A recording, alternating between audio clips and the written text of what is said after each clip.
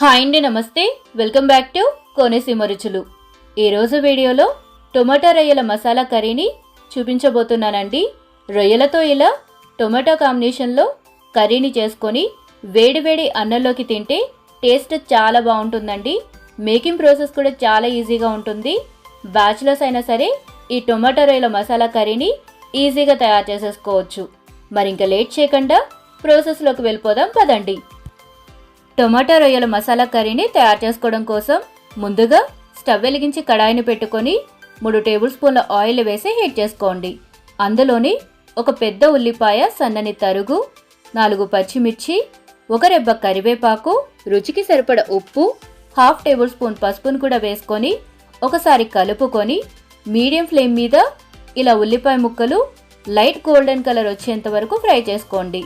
ఉల్లిపాయ ముక్కలు ఇలా వేగాక 2 టేబుల్ స్పూన్ల అల్లం వెల్లుల్లి పేస్టును కూడా వేసుకొని అల్లం వెల్లుల్లి పేస్టు పచ్చివాసన పోయేంత వరకు కలుపుతూ వేయించండి. అల్లం వెల్లుల్లి పేస్టు కూడా ఇలా బాగా వేగాక క్లీన్ చేసి ఉంచుకున్న 1/2 కేజీ పచ్చి రొయ్యలు వేసుకొని ఒకసారి కలుపుకొని మీడియం ఫ్లేమ్ మీదే కలుపుతూ వేయించండి. 5-6 నిమిషాల పాటు మీడియం ఫ్లేమ్ మీదే వేయిస్తే రొయ్యలు ఇలా కొద్దిగా రంగు మారి ఇలా పర్ఫెక్ట్గా ఉడుకుతాయండి. ఇప్పుడు అందులో బాగా పండిన 4 టమాటాలని తీసుకొని ఇలా సన్నగా కట్ చేసుకొని వేసుకోండి. ఇప్పుడు ఒకసారి కలుపుకొని మీడియం ఫ్లేమ్ మీదే టమాటా ముక్కలు ఇలా మెత్తబడేంత వరకు ఉడికించుకోవాలి.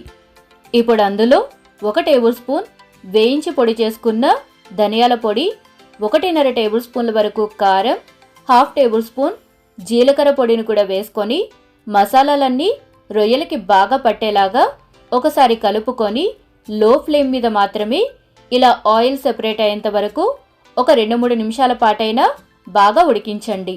ఇప్పుడు అందులో గ్రేవీ కోసం కొద్దిగా వాటర్ని యాడ్ చేసుకొని ఒకసారి కలుపుకొని మీడియం ఫ్లేమ్ మీద 3 నుండి 4 నిమిషాల పాటు ఉడికించుకోవాలి. గ్రేవీ ఇలా బాగా మరుగుతున్నప్పుడు 1/2 టేబుల్ స్పూన్ గరం మసాలాను కూడా వేసుకొని ఒకసారి కలుపుకొని లో ఫ్లేమ్ మీద మధ్య మధ్యలో కలుపుకుంటూ గ్రేవీ ఇలా చిక్కబడి అంచుల వెంట ఇలా ఆయిల్ పైకి సెపరేట్ అయ్యేంత వరకు ఉడికించుకోవాలి. చివరిగా సన్నగా తరిగిన గుప్పెడు కొత్తిమీరని చల్లుకొని స్టవ్ ఆఫ్ చేసేయండి. మరి మీరు కూడా ఈ స్టైల్లో ఒకసారి రొయ్యల కర్రీని ట్రై చేసి మీ విలువైన ఫీడ్బ్యాక్ని నాతో షేర్ చేసుకోండి. వీడియో కనుక నచ్చితే తప్పకుండా లైక్ చేసి మీ ఫ్యామిలీ అండ్ ఫ్రెండ్స్కి షేర్ చేయండి. ఇలాంటి మరిన్ని ఈజీ అండ్ టేస్టీ రెసిపీస్ కోసం మన కోనసీమ రుచుల్ని సబ్స్క్రైబ్ చేసుకోండి. Thank you for watching.